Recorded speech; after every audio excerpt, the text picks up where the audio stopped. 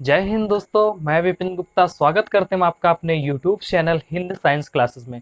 दोस्तों, आज हमने क्लास 9th की एनसीईआरटी का चैप्टर 2 लिया है, is matter around us pure. Okay, तो इसमें हम जो मैटर है, मैटर का जो क्लासिफिकेशन है प्योर सबस्टांस और मिक्सचर में, इसको देखेंगे और इसके अंतर्गत जितना भी क्लासिफिकेशन आएगा वो हम देखेंगे। जैसे जो मैटर होता है उसको प्योर सबस्टांसेस में डिवाइड किया जाता है और मिक्सचर में। देखिए, प्योर सबस्टांस जो होता है उसको फर्दर टू टाइप्स में डिवाइड किया जाता है, एलिमेंट्स और कंपाउंड्स। एलिमेंट्स को फर्दर डिवाइड किया जाता है मेटल्स, नॉन मेटल्स एंड मेटोलाइट्स में। फॉर एग्जांपल मेटल्स का क्या एग्जांपल है? Sodium, gold, silver, copper, cobalt etcetera. Okay, जो नॉन मेटल्स होते हैं वो क्या है? Hydrogen, carbon, sulphur, oxygen, chlorine, iodine, nitrogen, phosphorus and etcetera. Okay, मेटोलाइट्स क्या होता है? सिलिकॉन, सिलिकॉन एंड जर्मेनियम, ये क्या होते हैं? मेटोलाइट्स होते हैं। इनको हम देखेंगे अभी। फिर आते हैं मिक्सचर। मिक्सचर को भी फर्दर क्लासिफाई किया गया है टू टाइप्स में, homogeneous mixture and heterogeneous mixture. Homogeneous mixture जो होता है वो सिर्फ सॉल्यूशन, जो सॉल्यूशन होता है वो ही सिर्फ होमोजीनियस मिक्सचर होता है। सॉल्यूशन के अलावा जितने भी मिक्सचर्स होते हैं वो सब क्या होते हैं? हिट्रोजीनियस मिक्सचर्स होते हैं। ठीक है, हिट्रोजीनियस मिक्सचर को फर्दर क्लासिफाई किया गया सस्पेंशन, कोलाइडल सॉल्यूशन, मतलब क्लासिफाई किया। फिर जितने भी मिक्सचर्स होंगे वो सब क्या होंगे? हिट्रोजीनियस मिक्सचर्स ही होंगे। तो दोस्तों, सबसे पहले हम प्योर सबस्टांस को संक्षिप्त रूप में देख लेते हैं, एक ओवरव्यू ले लेते हैं कि क्या होता है प्योर सबस्टांस। और उसके बाद हम प्योर सबस्टांस के बाद एलिमेंट्स का ओवरव्यू लेंगे और उसके बाद कंपाउंड्स का। ठीक है दोस्तों, तो हम सबसे पहले प्योर सबस्टांस स्टार्ट करते हैं। चलिए दोस्तों, जो प्योर सबस्टांसेस होते हैं उनकी क्या कैरेक्टरिस्टिक्स होते हैं उनको देखते हैं, उनके क्या अभिलाक्षणिक गुण होते हैं। ठीक है, तो pure substances contains only one type of particles.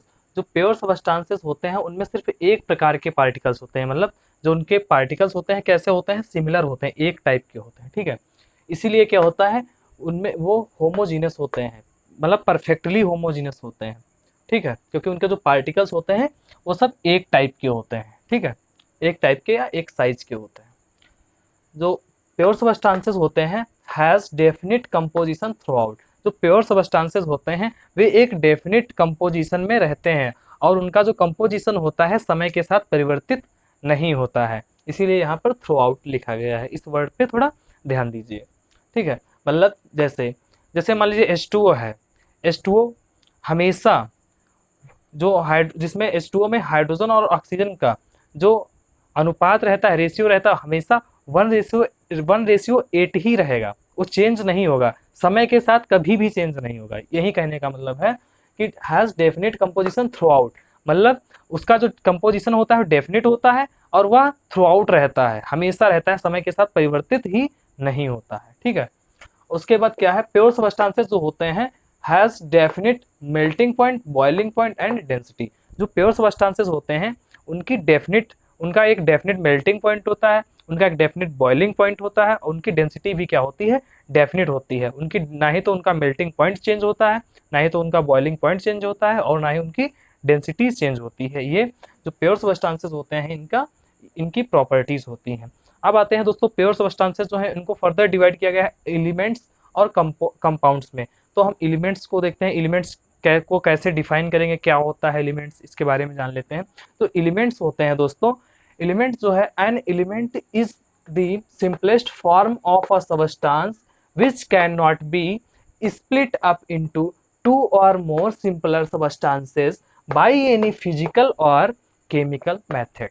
दोस्तों, तत्व या एलिमेंट्स क्या होते हैं? एलिमेंट्स वह होते हैं जिन्हें, एलिमेंट्स जो होते हैं वह सिंपलर फॉर्म में होते हैं। एलिमेंट्स जो है वह जो सबस्टांस है, पदार्थ, उसकी सबसे सिंपलर फॉर्म है, सबसे छोटी फॉर्म है। Which can not be split up into two or more simpler substances, जिसको और अधिक छोटे, दो या दो से अधिक छोटे छोटे टुकड़ों में विभाजित नहीं किया जा सकता है बाई एनी फिजिकल और केमिकल मेथड। किसी भी भौतिक या किसी भी रासायनिक विधि द्वारा ऐसा नहीं किया जा सकता है। दोस्तों, एग्जाम्पल्स क्या हैं एलिमेंट्स के? हाइड्रोजन, हीलियम और sodium, potassium, nitrogen etcetera, these are examples of elements. तो दोस्त, आई होप आप लोग समझ गए होंगे। चलिए बढ़ते हैं कंपाउंड्स की ओर। दोस्तों, कंपाउंड्स क्या होते हैं? कंपाउंड्स को कैसे डिफाइन करते हैं। तो कंपाउंड्स क्या होते हैं? A compound is a pure substance which is made up of 2 or more elements combined in a definite proportion by mass. तो जो कंपाउंड्स होते हैं वह क्या होते हैं? कंपाउंड्स प्योर सबस्टांस होता है। क्या होता है? प्योर सबस्टांस होता है जो कि बना होता है 2 या 2 से अधिक एलिमेंट्स से। जब 2 या 2 से अधिक एलिमेंट्स संयोजित होते हैं तो एक कंपाउंड का निर्माण होता है, और उनका जो संयोजन होता है वह एक निश्चित अनुपात में, जो उनका जो द्रव्यमान होता है उनके द्रव्यमान के एक निश्चित अनुपात में होता है। इसमें डेफिनिट प्रोपोर्शन बाय मास का क्या मीन्स है? जैसे मान लीजिए फॉर एग्जांपल जो वाटर होता है H2O, उसमें हाइड्रोजन और ऑक्सीजन का जो मास रेशियो होता है ना, द्रव्यमान अनुपात जो होता है वह क्या होता है? 1:8 होता है। उसी तरह से कार्बन डाइऑक्साइड में CO2 में क्या होता है? इसका जो mass ratio, mass by ratio, mass proportion होता है वह क्या होता है? 3:8 होता है। तो दोस्तों डेफिनिट प्रोपोर्शन बाय मास का यही मीन्स है कि वो जब कंबाइन करते हैं तो एक डेफिनिट रेशियो में करते हैं, अपने जो द्रव्यमान होता है उनके एक निश्चित अनुपात में ही वो क्या होता है? संयोजन करते हैं। ठीक है दोस्तों, तो आई होप कि ये भी चीज़ आपकी समझ में आ गई होगी। बढ़ते हैं अपने अगले टॉपिक की ओर। चलिए दोस्तों, अब हम मिक्सचर को जानने का प्रयास करते हैं कि क्या मिक्सचर क्या होता है, उसके क्या प्रॉपर्टीज होती हैं। मिक्सचर को समझते हैं। मिक्सचर क्या है? A mixture is that form of matter in which 2 or more pure substances means elements or compounds simply mixed together in any proportion by mass, in any proportion by mass। देखिए mixture क्या होता है? Mixture जो होता है उसमें क्या होता है? 2 और मोर प्योर सबस्टेंसेस में 2 या 2 से अधिक प्योर सबस्टेंसेस कंबाइंड होते हैं एक इंडेफिनिट प्रोपोर्शन में, मतलब एक अनिश्चित अनुपात में संगठित होते हैं। ठीक है, कॉम्बिनेशन करते हैं। इसमें क्या होता है कि इसमें कोई भी निश्चित कॉम्बिनेशन नहीं होता है। जैसे हमने पढ़ा है कि जैसे अभी जो प्योर सबस्टेंस होते हैं उनमें एक डेफिनिट कंपोजिशन होता है, जैसे इसका कंपाउंड्स में डेफिनिट कंपोजिशन होता है, लेकिन इसमें क्या होता है? इसमें इनडेफिनिट कंपोजिशन होता है। जैसे वहाँ पर वाटर में H2O में जो हाइड्रोजन और ऑक्सीजन का जो अनुपात था वह 1:8 था, लेकिन यहाँ पर कोई ऐसा डेफिनिट रेशियो नहीं होता है। यहाँ पर जैसे मान लीजिए कोई सैंड और वाटर का मिक्सचर है, सैंड वाटर का मिक्सचर है या साल्ट और वाटर का मिक्सचर है, उसमें साल्ट और सैंड का रेशियो कुछ भी हो सकता है। इसमें साल्ट और सैंड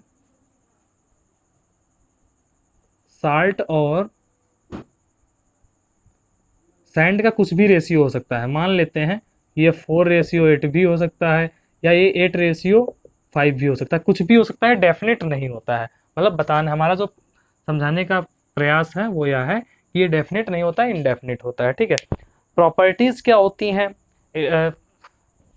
प्रॉपर्टीज क्या होती हैं मिक्सचर की? मिक्सचर की क्या प्रॉपर्टीज होती हैं क्या जानेंगे कि मिक्सचर जो होता है वह हीट्रोजीनस होता है। जो मिक्सचर होता है वह हीट्रोजीनस होता है सिर्फ सॉल्यूशन को छोड़कर जितने भी मिक्सचर्स होते हैं वह सब हीट्रोजीनस होते हैं। कंपोनेंट्स जो होती हैं, जो मिक्सचर होता है इसके जो कंपोनेंट्स होते हैं, components can be separated by simple physical methods such as filtration, sublimation, evaporation etcetera. देखिए जो मिक्सचर के जो कंपोनेंट्स होते हैं, मतलब मिक्सचर में जो कंपोनेंट्स होते हैं वह फिजिकल मेथड्स, जो सिंपल फिजिकल मेथड्स होते हैं जैसे फिल्ट्रेशन, सब्लिमेशन एटसेट्रा, ये सब हो गया, इनसे क्या किया जाता है? उसको सेपरेट किया जा सकता है। ठीक है दोस्तों, जैसे मान लीजिए सैंड एंड वाटर का जो मिक्सचर है उसको सेपरेट करने क्या है? सिंपल फिल्ट्रेशन मेथड से हम इसको सेपरेट कर सकते हैं। एक फिल्टर पेपर लेते हैं और उसमें क्या करते हैं? इस मिक्सचर को धीरे धीरे पोर करते हैं, डालते हैं, तो क्या होता है? जो वाटर होता है वो धीरे धीरे फिल्टर होके जिस बीकर में रखेंगे, स्टोर करेंगे, उसमें रिसीव कर लेंगे, और जो सैंड होती है वो फिल्टर पेपर पे क्या होती है? कलेक्ट हो जाती है। इस तरह से हम इसको इसको शुद्ध कर सकते हैं, इसको सेपरेट कर सकते हैं इसके कंपोनेंट्स को। ठीक है, इसी तरह से सब्लिमेशन और इवोपोरेशन के मेथड द्वारा भी इनके कंपोनेंट्स को हम सेपरेट कर सकते हैं। आई होप दोस्तों ये चीज़ समझ में आ गई होगी। जो मिक्सचर होता है, mixture does not have fixed composition. जो मिक्सचर के कंपोनेंट्स होते हैं उनका कोई भी फिक्स्ड कंपोजिशन नहीं होता है। जो चीज़ मैंने अभी आपको बताई है, जैसे सैंड साल्ट का एग्जांपल लेकर बताया कि ये किसी भी कंपोजिशन में कंबाइन कर सकते हैं। 4:8 भी हो सकता है, 8:5 भी बाई मास हो सकता है। ठीक है, इनका कोई भी फिक्स्ड रेशियो नहीं होता है। मिक्सर जो होता है, mixer shows the properties of all his constituents. Mixer जो होता है वह अपने अवयवों की, जिनसे वो मिलकर बना होता है, उनके सभी गुण प्रदर्शित करता है। फॉर एग्जाम्पल, जैसे मैंने मान लिया कि एक मिक्सचर है जिसमें iron filings and sand, iron filings और सैंड का एक मिक्सचर है। अब जब हम उसमें उसके पड़ोस में आयरन ले जाएंगे तो क्या होगा, जो आयरन फाइलिंग्स होंगी वो मैग्नेट से क्या हो जाएंगी, अट्रैक्ट हो जाएंगी, मैग्नेट की तरफ अट्रैक्ट हो जाएंगी और उसमें उस पर कलेक्ट हो जाएंगे, है ना। मैग्नेट की तरफ अट्रैक्ट होकर उस पर क्या हो जाएंगी, लग जाएंगी, चिपक जाएंगी। तो यह कैसे होता है, क्योंकि जो आयरन का एक आयरन जो है उसकी जो मैग्नेटिक प्रॉपर्टीज होती है उसकी वजह से क्या होता है, मैग्नेट की तरफ अट्रैक्ट हो जाता है। तो मतलब अब सैंड और आयरन फाइलिंग्स का मिक्सचर तो था, लेकिन जो आयरन की प्रॉपर्टीज थी वो अभी भी वैसी हैं, मिक्सचर होने पर उसकी जो प्रॉपर्टीज होती हैं वो चेंज नहीं होती हैं। आई होप जो बताना चाह रहे थे वो चीज़ आप समझ गए होंगे। चलिए, जो मिक्सचर होता है, mixture does not have fixed set of physical properties. जो मिक्सचर होता है उसकी जो फिजिकल प्रॉपर्टीज का सेट्स होता है वो डेफिनेट नहीं होता। Physical properties, set of physical properties से क्या मतलब है, सेट ऑफ फिजिकल प्रॉपर्टीज में melting point, boiling point and densities etcetera, ये सब चीजें आती हैं सेट ऑफ फिजिकल प्रॉपर्टीज। जरा ध्यान से देख लीजिएगा और याद भी कर लीजिए, ठीक है दोस्तों। मिक्सचर जो होता है, mixture components do not combine chemically. Mixture के जो कंपोनेंट्स होते हैं वो केमिकली कंबाइन नहीं होते, मतलब उनमें केमिकल रिएक्शन नहीं होती है, वो सिंपली ऐसे ही क्या होते हैं, डिजॉल्व होते हैं, मतलब जो क्या होता है, डिजॉल्व हो जाते हैं, घुल जाते हैं। केमिकल कॉम्बिनेशन मिक्सचर में नहीं होता है, ठीक है, वो ऐसे ही फिजिकली मिक्सड हो जाते हैं, वो डिजॉल्व मतलब वो केमिकली कंबाइन नहीं होते हैं, ठीक है दोस्तों। इसलिए क्या है, components do not combine chemically, इनके जो कंपोनेंट्स होते हैं केमिकली कंबाइन नहीं होते हैं। केमिकली कंबाइन नहीं होते हैं मतलब केमिकल रिएक्शन नहीं होती है, इसीलिए जो मिक्सचर होता है उसके फॉर्मेशन के दौरान जब कोई मिक्सचर बनाया जाता है तब उसमें ना ही तो एनर्जी एब्जॉर्ब होती है और ना ही एनर्जी जो है इवॉल्व होती है, ना ही तो एनर्जी जो है अवशोषित होती है और ना ही तो उसमें जो एनर्जी है वो बाहर निकलती है ना। तो इसमें ऐसा कुछ भी नहीं होता है। जो मिक्सचर होता है, the forces of attraction holding the mixture are weak. जो मिक्सचर के बीच में जो फोर्स ऑफ अट्रैक्शन होता है वो क्या होता है, बहुत ही वीक होता है ना। वो बहुत ही वीक होता है। वीक क्यों होता है, क्योंकि ये केमिकली तो कंबाइन करता नहीं है, फिजिकली मिक्सड होता है, इसलिए क्या होता है, फोर्स ऑफ अट्रैक्शन बहुत ही वीक होता है। तो आई होप दोस्तों जो मैं आपको बताना चाह रहा था वो आपकी समझ में आ गया होगा। चलिए दोस्तों बढ़ते हैं अपने अगले टॉपिक की ओर। चलिए दोस्तों अब हम सॉल्यूशन को डिस्कस करते हैं कि व्हाट इज सॉल्यूशन। सॉल्यूशन क्या होता है, solution is a homogeneous mixture of two or more substances.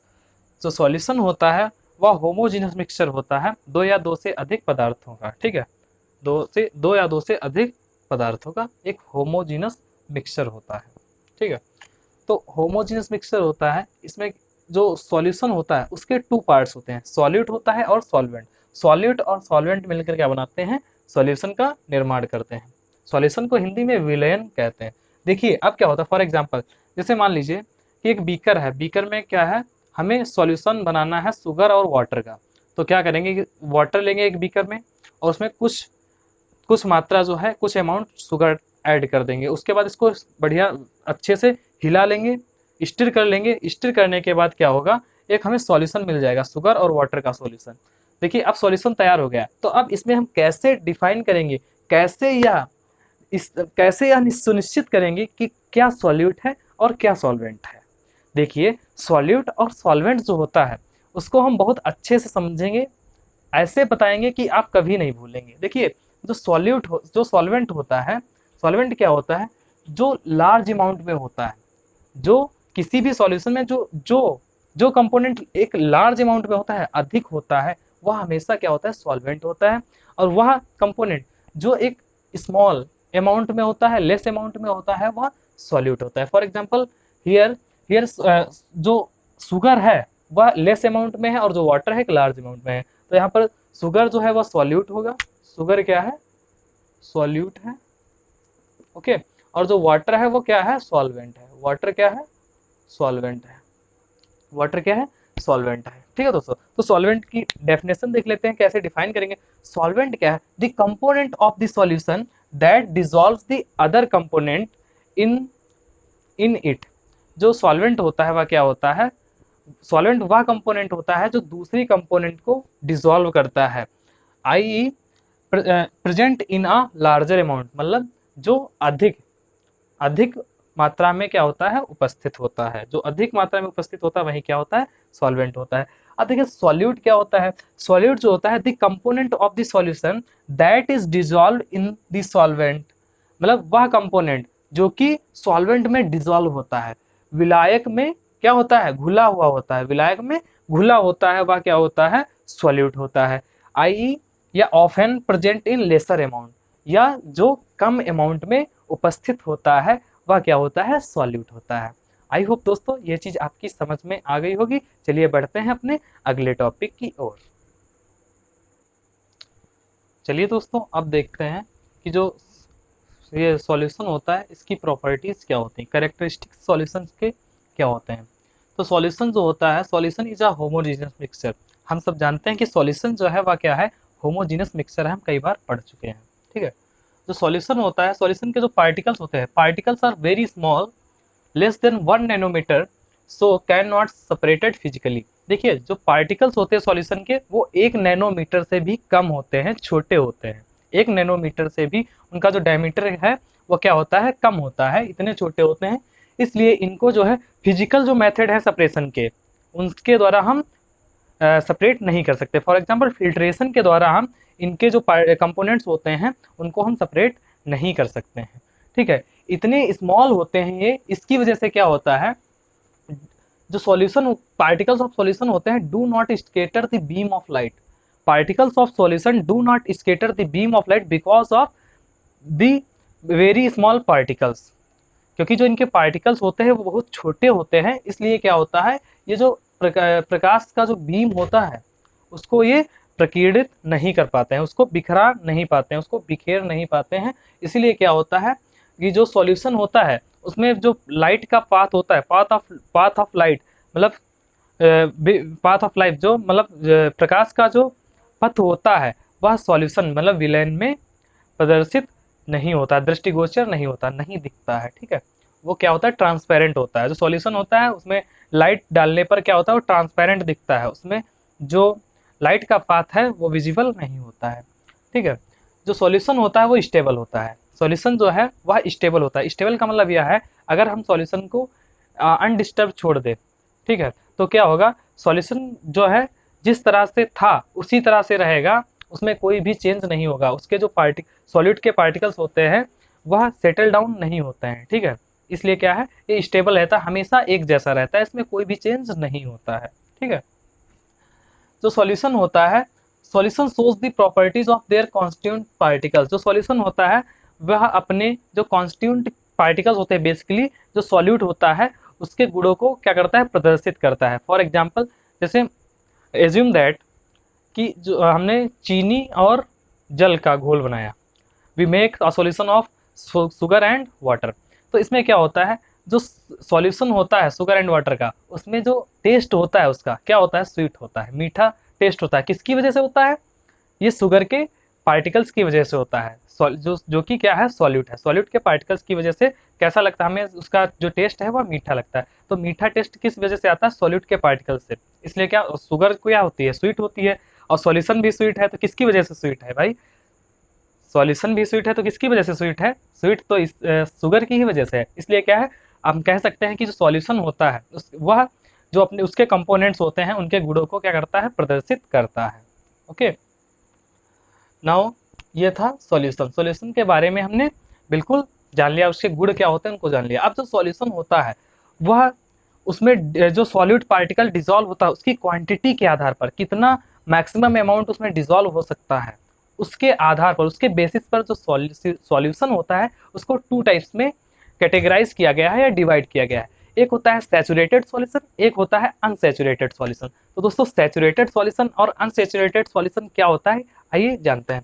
Saturated solution क्या होता है, a solution in which no more solute can be dissolve at a particular temperature is called as saturated solution. Saturated solution में क्या होता है दोस्तों कि मान जो सॉल्यूट होता है वह एक निश्चित तापमान पर उससे ज़्यादा सॉल्यूट अब उसमें डिसॉल्व नहीं किया जा सकता, उसे क्या कहते हैं, सैचुरेटेड सॉल्यूशन कहते हैं या संतृप्त विलयन कहते हैं। देखिए एज्यूम दैट, मान लेते हैं कि एक हमने 500 ml का एक बीकर लिया, उसमें हमने 100 ml वाटर लिया।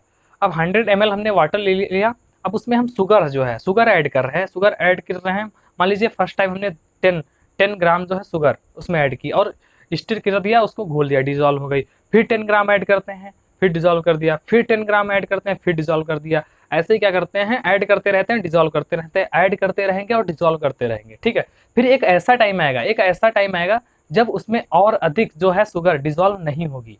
अब और अधिक शुगर जो है इसमें डिजोल्व नहीं हो सकती, मतलब उसमें जो सॉल्यूट था उसका मैक्सिमम अमाउंट डिजोल्व हो चुका है, अब उसमें और भी अमाउंट शुगर का डिजोल्व नहीं हो सकता। तो वह जो सॉल्यूशन होता है उस टेम्परेचर, एक पार्टिकुलर टेम्परेचर पे ऐसा होता है, तो उस पार्टिकुलर टेम्परेचर पे जो सॉल्यूशन होता है वह क्या होता है, सैचुरेटेड सॉल्यूशन होता है। ठीक है दोस्तों, उम्मीद करते हैं चीज समझ में आ गई होगी। चलिए अब अनसैचुरेटेड सॉल्यूशन देख लेते हैं कि अनसैचुरेटेड सॉल्यूशन क्या होता है। देखिए अनसैचुरेटेड सॉल्यूशन मतलब असंतृप्त विलयन क्या होता है, अ सॉल्यूशन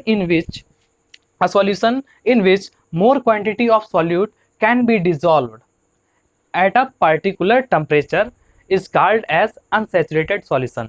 असंतृप्त विलयन क्या होता है, जिसमें एक विशेष तापमान पर और अधिक अमाउंट जो है, जो अधिक अमाउंट अभी जो है सॉल्यूशन में घोला जा सकता है, सॉल्वेंट में अधिक अमाउंट घोला जा सकता है, उसे क्या कहते हैं हम, अनसैचुरेटेड सॉल्यूशन कहते हैं।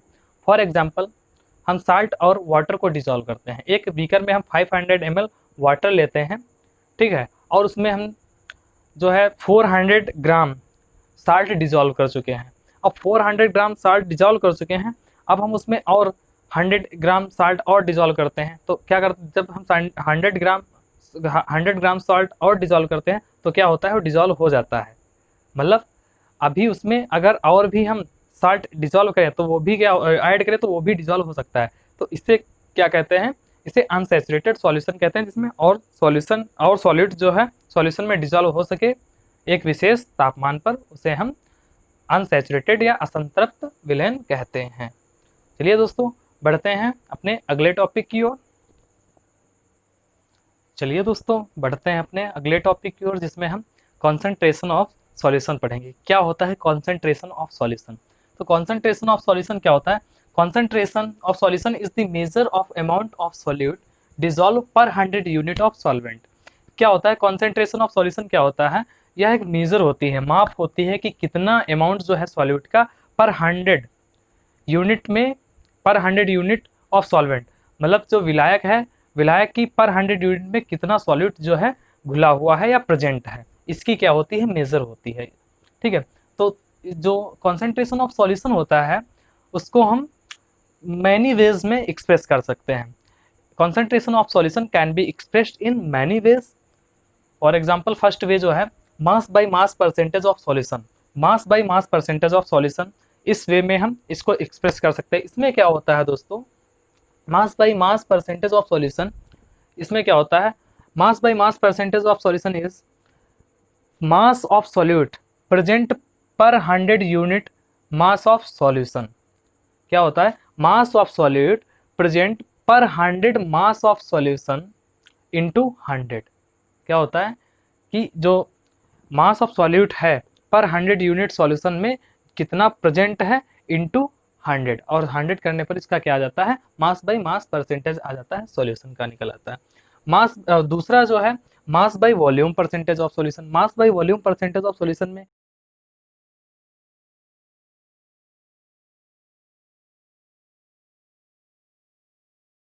वॉल्यूम सॉल्यूशन की पर 100 यूनिट वॉल्यूम में प्रेजेंट है इंटू 100, और उसको 100 से मल्टीप्लाई कर देते हैं तो mass by volume percentage of solution प्राप्त हो जाता है। अब तीसरा एक मेथड है volume by volume percentage of solution, मतलब वी बाई वी शॉर्ट में कह सकते हैं, परसेंटेज ऑफ सॉल्यूशन।